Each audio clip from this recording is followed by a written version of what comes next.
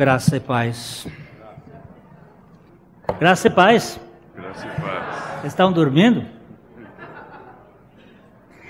Vamos abrir Colossenses capítulo 1. Colossenses capítulo 1, versículo 24. Agora me regozijo nos meus sofrimentos por vós, e preencho o que resta das aflições de Cristo na minha carne, a favor do seu corpo, que é a igreja. Depois de um acidente de mergulho, como uma pessoa lida com um dano na coluna vertebral,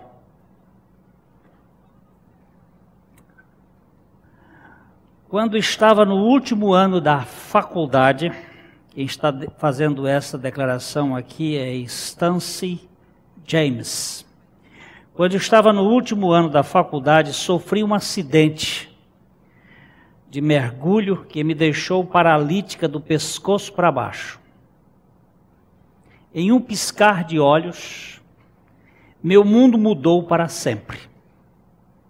Eu deixei de ser uma aluna extremamente ativa na faculdade e passei a ser alguém que nunca mais faria as coisas que eu gostava.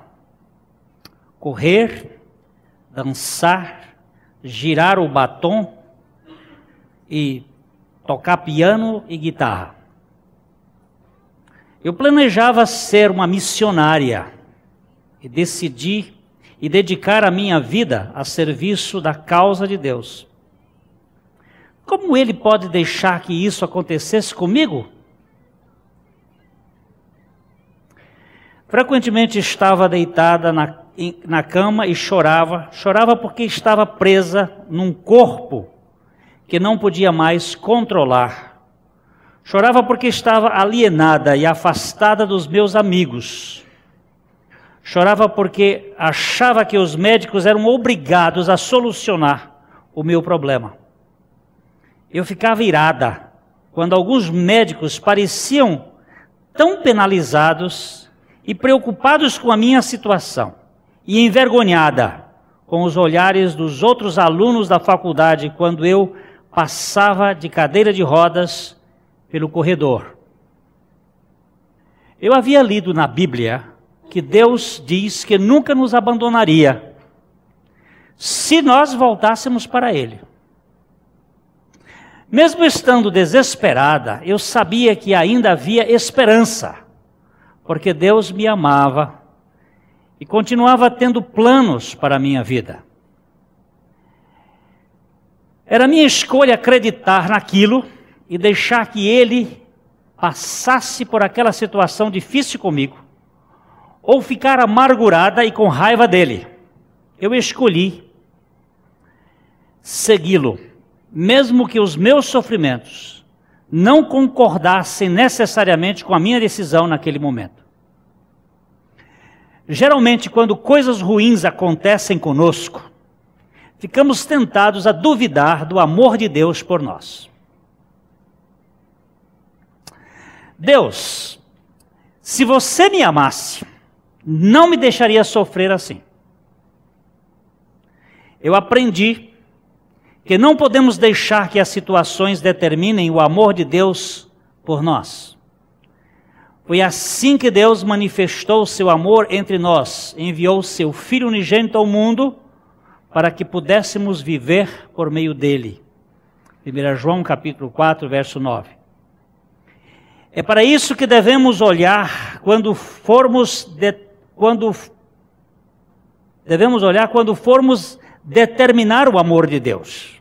Não para nossas bênçãos ou para a ausência delas. Eu aprendi que o amor não significa ausência de dor ou problema. Eu aprendi que o amor não significa ausência de dor ou problemas. Deus frequentemente usa essas muitas coisas para nos ajudar a amadurecer e crescer. A vida é e continuará a ser difícil. Eu ainda experimento as complicações do meu acidente e muitas pessoas que amava já partiram. A natureza da vida é uma mistura de coisas boas e coisas ruins. Estou aprendendo a aceitar isso mais e mais enquanto estou vivendo. Deus sempre nos dá a liberdade de ficarmos magoados e de chorarmos. Não expressar nossos sentimentos é o mesmo que acumular dor, o que eventualmente resultará em caminhos possivelmente destrutivos. Quando sofremos, precisamos de tempo para passar através da perda ou da crise, para expressar nosso sofrimento de maneira correta. Não temos que fingir que está tudo bem e nem usar máscaras, principalmente diante de Deus. Ele nos criou e sabe exatamente o que sentimos. Eu ainda levo meus questionamentos e sentimentos a Deus em oração e para amigos íntimos, quando preciso que alguém com pele e osso. Deus também promete uma esperança para o futuro. Quanto mais convivo com os problemas da lesão na minha coluna, mais sonho que um dia, com o dia em que voltarei a andar quando estiver no céu. Ele criou para nós um lugar onde não haverá mais choro, doença, nem morte. No dia de hoje, não estou amarga por causa das circunstâncias da minha vida.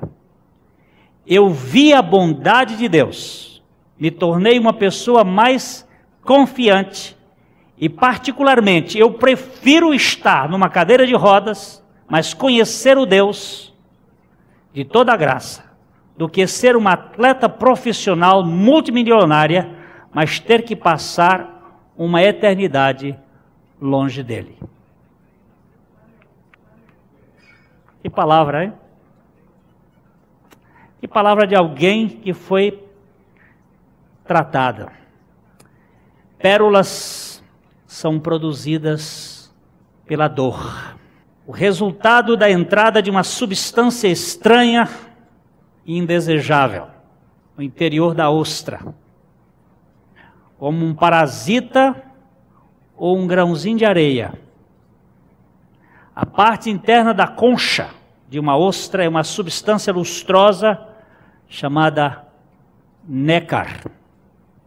Quando um grão de areia penetra as células da nácar, começam a trabalhar e cobrem o grão de areia com camadas e mais camadas para proteger o corpo indefeso da ostra. Como resultado, uma linda pérola é formada. Uma ostra que não foi ferida de modo algum não produz pérolas, pois a pérola é uma ferida cicatrizada. Não existe valor numa vida que nunca foi ferida. As feridas e contusões são escolas.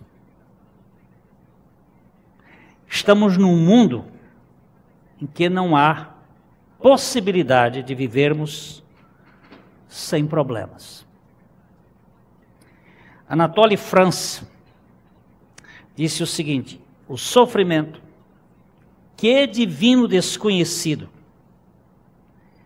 devemos-lhe tudo o que é bom em nós, tudo que dá valor à vida.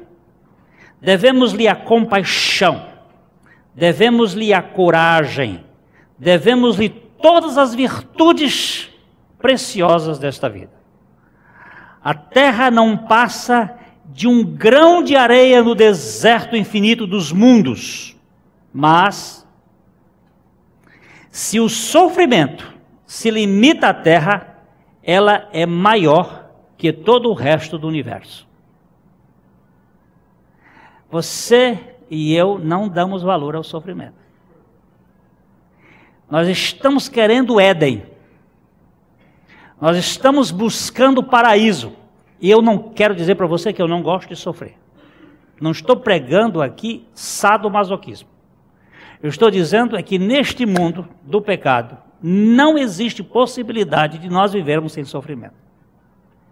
E benditos sejam os sofrimentos, porque eles vão ser o instrumento de Deus para nos aperfeiçoar. Não é possível você e eu vivermos neste mundo sem sofrimento. Paulo, vamos aqui para 2 Timóteo capítulo 1, verso 8. Ele chama atenção. Vamos começar, irmão Renan. A partir do verso 8, vamos caminhando aqui até o verso 12. 2 Timóteo 1, 8 a 12. Não te envergonhes, portanto, do testemunho de nosso Senhor, nem do seu encarcerado, que sou eu. Pelo contrário, participa comigo dos sofrimentos a favor do Evangelho, segundo o poder de Deus, que nos salvou e nos chamou com santa vocação, não segundo as nossas obras, mas conforme a sua própria determinação e graça, que nos foi dada em Cristo Jesus antes dos tempos eternos, e manifestada agora pelo aparecimento de nosso Salvador, Cristo Jesus, o qual não só destruiu a morte, como trouxe à luz a vida e a imortalidade mediante o Evangelho, para o qual eu fui designado pregador, apóstolo e mestre. E por isso estou sofrendo estas coisas. Todavia, não me envergonho, porque sei em quem tenho crido e estou certo de que Ele é poderoso para guardar o meu depósito até aquele dia. Queridos, eu estou aqui diante de uma coisa extraordinária. Paulo está escrevendo a Timóteo, um jovem pregador, filho na fé. Ele disse: não te envergonhes, portanto, do testemunho do nosso Senhor, nem do seu encarcerado. Paulo estava escrevendo da prisão. Pelo contrário, participa comigo dos sofrimentos a favor do Evangelho segundo o poder de Deus. Eu tenho meditado um pouco sobre esse problema do sofrimento. Pensado o seguinte: o sofrimento não é para ser comunicado. Eu não devo contar o meu sofrimento para os outros, a não ser que ele possa, ao ser compartilhado, produzir um efeito de toque naquele que está sofrendo, de consolação, de ajuda. Mas eu não devo usar o meu sofrimento como instrumento de valorização ou de chamar atenção para a minha pessoa. Ele não serve como moeda de troca. Eu vou contar para você, ó, como eu sofro, para você ter peninha de mim. Eu posso contar o meu sofrimento, se for da vontade do Senhor, para que este sofrimento seja parte da solução ou da cura da doença do outro. Quando Paulo comenta aqui do seu sofrimento, ele não está fazendo autocomiseração, coitadinho de mim. Ele está dizendo: olha, este sofrimento que eu tenho passado tem sido vantajoso e produz alento na vida daquela pessoa que está passando por alguma tribulação. Todas as vezes que o pai permite que seus filhos sejam jogados na fornalha, ele mesmo dá um jeito de participar do episódio. Você se lembra daqueles 3 que foram jogados? De repente tinha alguém no meio, no mesmo calor.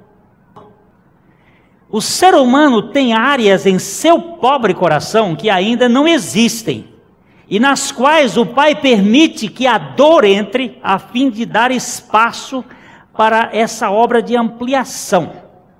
Só um sapato apertado pode contemplar com compaixão o calo do próximo. Eu vi hoje o pastor Gerson dizendo isso aqui, que ele passou a ter muito mais compaixão quando a dor caiu na pele dele, de certo sentido, na sua nora. Quando sua casa pega fogo, você pensa na casa do vizinho. A dor que você tem serve muito para ajudar a dor do outro. Eu não iria sentir muita misericórdia por alguém se eu não tivesse passado por alguns problemas. Os meus sofrimentos pessoais têm sido instrumentos preciosos da graça de Deus em favor daqueles que estão sofrendo. Como é que eu posso consolar uma pessoa se eu nunca passei por uma tragédia, dificuldade, problema? Então nós vimos no primeiro culto, quando a palavra de Deus diz assim: você, o Deus das misericórdias, permite que você passe por algumas tribulações, para que com a consolação que Ele consola você, você possa consolar aqueles que estão sendo atribulados. Eu me lembro de uma vez que uma pessoa me disse: Glênio, eu estou com uma amiga que sofreu um desastre e está paralítica. Eu queria que você fosse lá conversar com ela. Eu telefonei para a Anésia, a viúva do pastor Abuchaim, que estava morando aqui, e a Anésia tinha sofreu uma paralisia, vive numa cadeira de roda. Eu disse: Anésia, você podia fazer essa visita comigo? Ela disse: posso. E simplesmente ela foi. E ela pôde tocar naquela pessoa. Eu não podia tocar. Ela pôde tocar porque ela passou por uma dor, por um problema, e como o Senhor a consolou, ela pôde consolar aquele que estava passando por alguma tribulação. Se você está passando por algum turbilhão, algum redemoinho, algum tornado, não fique desanimado, não. Pode ser uma boa escola de Deus, para você ser um instrumento precioso. Eu falei no primeiro culto, que aquilo que eu sofri na minha infância, aquele abuso sexual, só vim dar graças há 2 anos atrás, aqui nesse gabinete, quando pude tocar numa pessoa, revelando o meu problema e que pode ser instrumento de ajuda. Nós precisamos sair da toca. Tem muita gente ferida com seus problemas e que está escondido. E nós não temos coragem, porque a igreja não tem sido uma comunidade de terapia e de acolhimento, de aceitação. Nós temos sido muito mais uma sociedade de atletas especializados em correr maratona. E quando cansa, a gente critica. Por que você não chegou lá? Mas me parece que a igreja de Jesus Cristo é muito mais semelhante a um hospital. Ele disse: eu não vim buscar justos, mas pecadores. Porque o médico serve para doente. E o evangelho de Jesus Cristo é um evangelho de restauração, e restauração do que sofre. Aquele que está passando por dificuldades. Não foi ontem, não foi hoje, depois da mensagem, uma pessoa chegou e disse: Deus me tocou hoje, aqui, agora, na sua palavra. Por quê? Simplesmente porque foi exposto à dor da minha alma. E ele está sofrendo de problema semelhante. Ninguém vai lhe revelar, pelar. Eu contei aquela história que o Brennan Manning diz no seu novo livro, aliás, preciosíssimo livro. Quem gosta de leitura tem aí uma coisa: O Impostor que Vive em Mim. Preciosíssimo. E ele conta a história de um médico que está na fila do tanque. Uma peça de teatro. Tem um tanque lá representando Betesda, o anjo mexe a água, o primeiro que entra é curado. Aquela história que está narrada no Evangelho de João, capítulo 5 do Evangelho de João, quando conta a história da cura daquele paralítico de Betesda, um autor resolveu colocar alguma coisa, alguma figura nesse sentido. Então, tem um médico na fila, bem na frente, esperando a água mover. Quando o anjo chega que move, ele vai entrando, ele disse: não, você não. E o médico está com melancolia, profunda depressão, e diz: mas por quê? Com aquela vozinha fraca, eu estou sofrendo tanto. E o anjo disse: se eu tirar a dor de você, onde estará o seu poder para tocar na vida dos outros? É a dor na sua alma que faz você ter a voz capaz de chegar e encontrar aquele que está sofrendo. Ele então é tirado, o outro entra e o outro é curado e sai falando, diz: Nós estamos pertinho da minha casa há 1 hora e meu filho está lá com depressão, só o Senhor pode ir lá e ajudá-lo. A escola do sofrimento é a escola do sofrimento em favor. Não para eu me autocomiserar, não para eu me vitimizar, coitado de mim.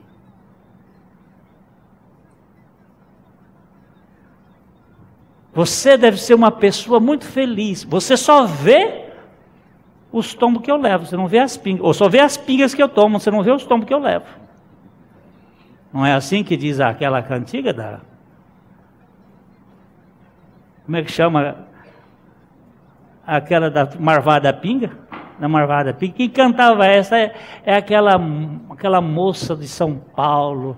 Eu já esqueci o nome dela. Hein? Anasita Barroso, ela que cantava essa música. Vocês estão vendo que todo mundo que tem aqui tem feridas? Só que a ferida pode fazer de você um amargurado de espírito ou um produtor de pérolas?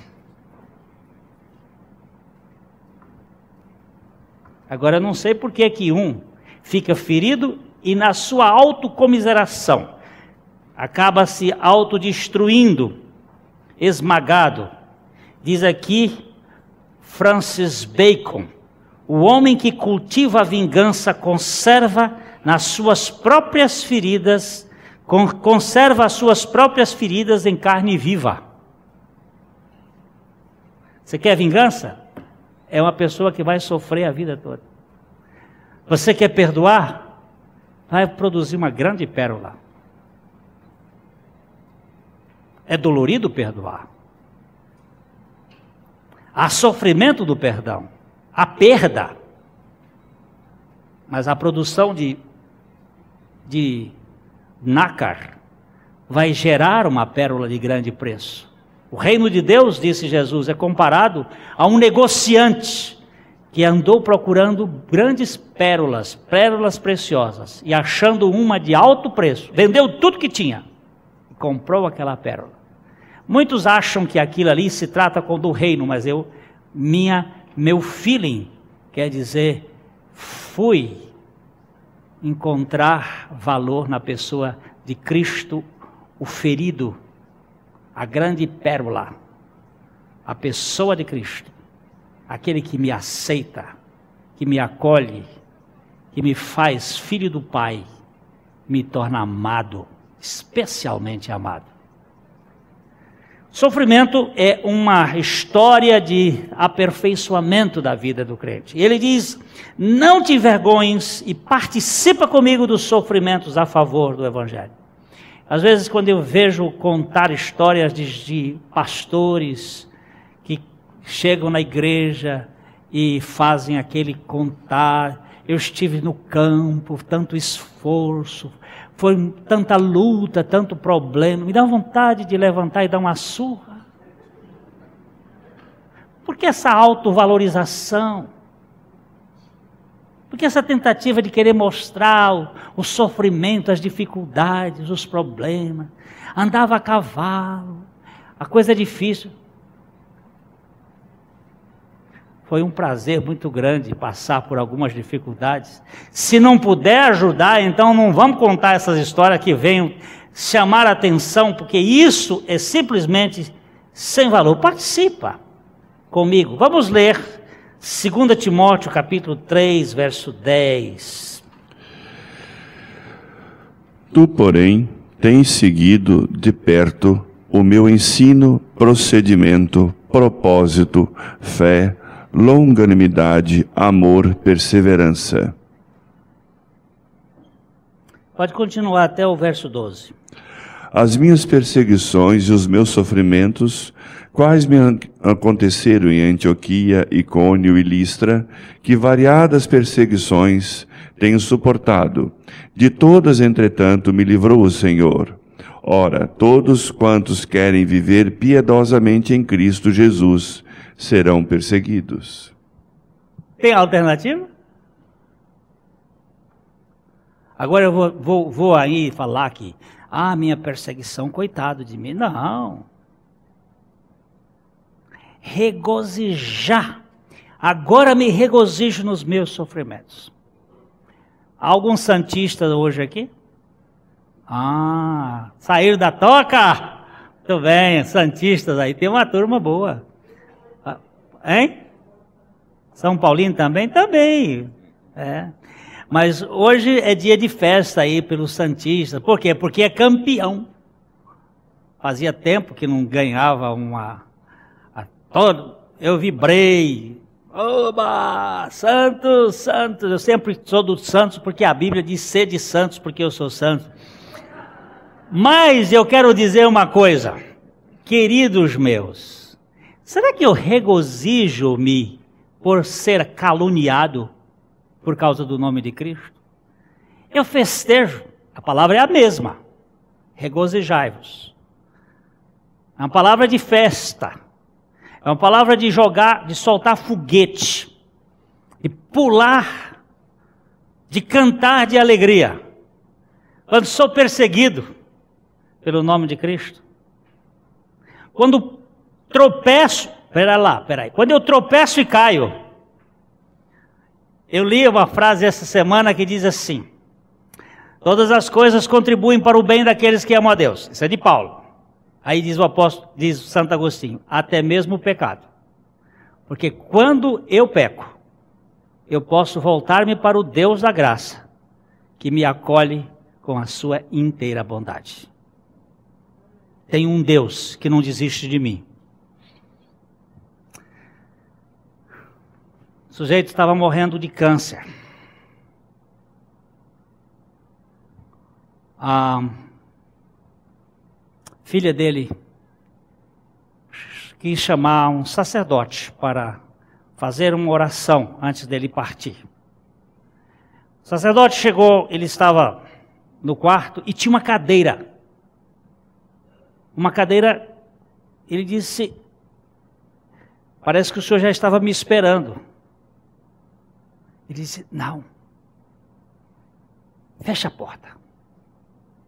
Aí ele fechou a porta. Eu não quero que minha filha saiba. Eu sempre quis aprender a orar, mas eu não sei orar. Eu li vários livros sobre oração.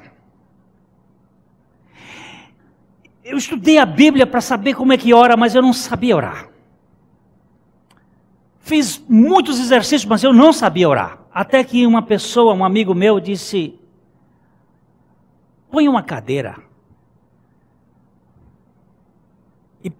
E diga para Jesus sentar nessa cadeira. E fale com ele. Fale com ele como você está falando comigo. E ele disse, eu não quero que minha filha pense que eu estou ficando louco, porque eu fico deitado aqui e eu fico conversando com ele. Eu sei que ele está aqui. Ele está sentado nessa cadeira. E eu falo, eu conto as minhas coisas para ele, conto os meus sofrimentos para ele. E aquele sacerdote, então, fez uma oração e foi embora. Uns dias depois ele se encontrou com uma filha e disse, seu pai, disse, logo depois que o senhor foi embora, algumas horas depois ele faleceu.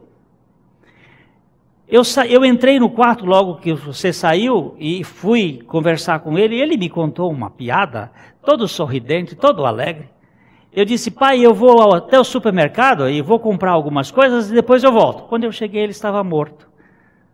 Mas ele estava com a cabeça na cadeira.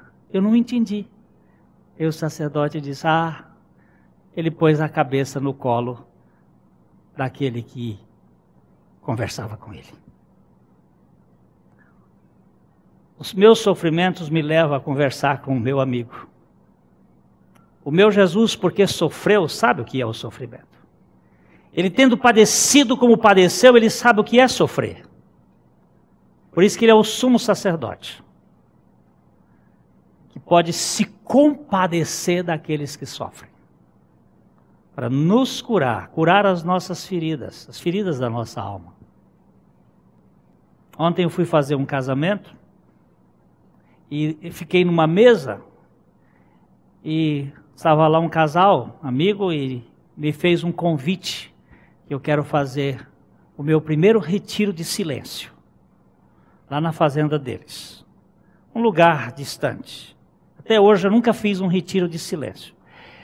Existe jejum de comida, que as pessoas podem fazer sem comer. Mas jejum de palavras, silêncio, para escutar a voz do meu Pai. Sem livros, levando só a Bíblia e ficar quieto. Vou pedir licença à igreja para uns 3 dias, para eu, ou no mês que vem ou no outro, fazer um jejum de silêncio, ou um retiro de silêncio, para estar com meu Deus, que conhece sofrimento. Ele sabe do meu sofrimento, Ele sabe do seu sofrimento. Ele sabe que sofrimento é importante. Nós vivemos numa sociedade muito hedonista, que não quer padecer, e que por isso mesmo perdeu o conhecimento do que é a intimidade com Deus. Ele chama atenção aqui para as perseguições, os sofrimentos que acontecem. Vamos andar um pouquinho mais para 2 Coríntios capítulo 4, verso 8 até 12. 2 Coríntios 4, de 8 a 12. Em tudo somos atribulados, porém não angustiados, perplexos, porém não desanimados, perseguidos, porém não desamparados, abatidos, porém não destruídos, levando sempre no corpo o morrer de Jesus, para que também a sua vida se manifeste em nosso corpo. Porque nós que vivemos somos sempre entregues à morte por causa de Jesus, para que também a vida de Jesus se manifeste em nossa carne mortal, de modo que em nós opera a morte, mas em vós a vida. Paulo está falando para os crentes de Corinto. Ele diz, em tudo somos atribulados. Porém, não angustiados. Você já pensou nisso? Quantas vezes? Aí você chega, por exemplo, o marido chega de noite na casa, a mulher que passou o dia naquela rotina com o menino pequeno, o menino atribulando a vida dela, e ela senta, quer contar para ele, e conta só aquela tribulação, o marido fica todo. Ou ele, quando chega em casa, quer contar a tribulação que ele teve no negócio, para descarregar, desembuchar, mas isso não resolve, só cria problema. Tenho aprendido uma coisa assim, quando eu ouço problemas muito sérios, eu saio daqui, pego o carro, ou vou do lugar onde estou, e vou dizendo, Senhor, vai filtrando, e deixando passar pela peneira, tudo, para eu chegar em casa não levar nada, para eu chegar em casa celebrando, louvando por tudo que já aconteceu. E tem sido muito bom. É apenas uma lição. Tem outras lições para se aprender. Em vez de chegar e jogar aquele lixão, outro não tem nada a ver com isso. Mas o sofrimento é meu. Eu não posso passar ele para você. Às vezes a minha professora de educação física, que está aqui hoje, ela me pergunta assim, o que está acontecendo com você? E eu fico calado. Eu não posso contar para ela e nem para ninguém as dores da minha alma e as dores que estão passando.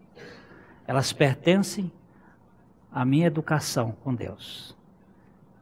E não são para serem contadas. São para serem instrumentos de louvor e de educação no meu interior. Nós temos um caminho que Deus quer que o povo dele ande. O Renan me chamou a atenção, eu li ontem em São Paulo, anteontem em São Paulo, que o livro de Judas foi traduzido do gnosticismo, e hoje já saindo em vários pontos, o Judas não é mais um traidor, foi Jesus que mandou ele trair. Isso faz parte de uma desconsideração para com a pessoa de Cristo e com o Evangelho. Não se fala mal do Velho Testamento, mas se fala mal do Novo Testamento. E desconsidera o Novo Testamento. Só que quando você desconsidera o Novo Testamento, desconsidera o Velho, porque o Velho está apontando para o Novo. Tem uma visão. Querem negar o fato. Querem negar as circunstâncias do sofrimento. A grande escola que leva homens e mulheres de Deus ao aperfeiçoamento. Há um provérbio oriental que diz assim: se tiver remédio, por que te queixas? Se não tiver remédio, por que te queixas? Se tem remédio, por que te queixas? Porque tem remédio? Ah, tudo bom. E se não tem remédio? Remediado está. E aqui que eu preciso aprender com Paulo. Não é masoquismo, não é sadismo, não é coisa nenhuma. Eu me regozijo nos meus sofrimentos por vós e preencho o que resta das aflições de Cristo em favor do seu corpo, que é a igreja. Se você sofre, eu sofro com você. Mas como é que eu vou contar para você o meu sofrimento e você não vai entender o meu sofrimento? Você vai botar isso no trombone, na boca no mundo.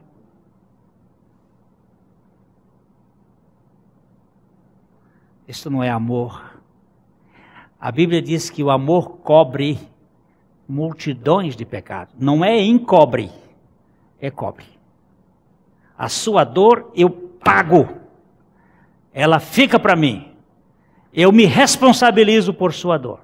Eu não vou expor, eu não vou exprobar, eu não vou colocar isso em público. Você sabe por que Cão foi amaldiçoado? Sabe quem é Cão? Alguns chamam de Cã, mas eu gosto de chamar mesmo na forma latina, Cão. Sabe quem é esse Cão? O filho de Noé, que o Noé tomou um pileque, primeiro pileque homérico da história da humanidade. Encheu a cara de vinho, despiu-se e ficou dançando, e o filho chegou e fez aquilo que a Bíblia chama de sétimo pecado que ele abomina. 6 ele aborrece e o 7º ele abomina. Sabe qual é o que ele abomina? O que faz cisânia, palavra clássica, o que joga em público a vida do outro, o que solta no ventilador. Ele chegou e disse para os outros irmãos: ó, o velho está lá, ó, nu, bêbado. Jafé e Sem pegaram uma capa e foram de fasto, não olhando para... e cobriram Noé, a nudez de Noé. E a Bíblia pega esse detalhe e diz que Cão foi amaldiçoado. É uma maldição quem fofoca, quem bota para fora a fraqueza do fraco. Porque o fraco precisa ser acolhido, aceito, aconchegado para poder ser curado. Eu não tenho coragem de contar os meus problemas para vocês. E vocês não têm coragem de contar para mim. Porque nenhum de nós não estamos numa comunidade de cura. Nós não aprendemos ainda no sofrimento a importância que é ser tratados pela graça de Deus, para sermos instrumentos de tratar os outros. Vamos continuar no sofrimento, viu, gente? Não vai embora assim, não. Nós não vamos passar para o versículo seguinte ainda assim, correndo, porque há uma necessidade de perceber que Deus está trabalhando com a igreja hoje para purificar os nossos corações da onipotência, da sensação de triunfalismo que tem irradiado no meio das pessoas, que é: eu sou o He-Man, eu tenho a força, eu posso. Se vocês estudarem bem a história do He-Man, o Caveira é Cristo. E o He-Man é a onipotência humana. Mas é na fraqueza que Deus nos aperfeiçoa. Não é boa essa mensagem. Eu espero que continuar para esvaziar um pouco a igreja. Hoje, por exemplo, temos um dia de chuva que foi muito precioso. Mas quando começarmos a pregar direto sobre o sofrimento, vai ter muita gente indo embora daqui. O que a gente quer é ter o poder de poder dizer, aqui agora eu tenho. Eu comando. Mas Deus vai nos colocar numa fornalha para nos tratar e dizendo, Senhor, bendito seja o teu tratamento. Eu não quero desistir, porque o Senhor não desiste de mim. Pregando lá em Brasília, o seu administrador estava lá. Depois do culto, ele me abraçou. Ele disse, eu precisava estar hoje aqui, pastor. Eu disse, por que, Marcelo? Ele disse, por quê? Eu precisava ouvir esta palavra hoje, que é, Deus não desiste de mim. Às vezes eu tenho vontade de desistir de Deus. Eu digo, eu também, Marcelo. Às vezes eu sinto Deus tão distante, e o silêncio dele me incomoda tanto. Eu falo com ele e ele não fala comigo. Mas a escola boa é a escola do silêncio. Porque é no silêncio que robustece a fé. Eu nunca vi fé que tenha sido crescida com milagre. A fé cresce no silêncio de Deus. É lá na cafua, no isolamento. Quando ninguém parece nos ouvir, Ele está bem presente. Socorro bem presente na angústia. Que Deus nos dê graça de dependermos dEle. A mensagem que você acabou de assistir faz parte do Ministério de Comunicação Palavra da Cruz. Temos um grande acervo de estudos bíblicos em áudio e vídeo. Distribuímos também gratuitamente o jornal mensal Palavra da Cruz. Entre em contato conosco pelo fone 0 operadora 43 3372 8900 ou pelo e-mail livraria@piblondrina.com.br. Visite-nos pelo site www.livrariapiblondrina.com.br ou acesse www.piblondrina.com.br. Graça e paz.